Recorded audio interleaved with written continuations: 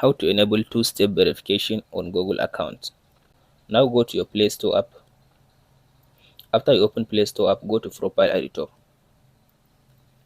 After you open profile, now you can tap on this Google account. So in this section now, go and scroll to left and go to security.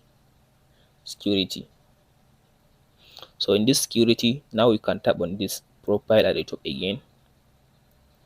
Now select the Google account that you want to enable its two-step verification or authentication. So now scroll to down. As you can see here, it says two-step verification. This is where you can enable your two-step verification. Tap on it. So in this session, all you have to do now, tap on this session.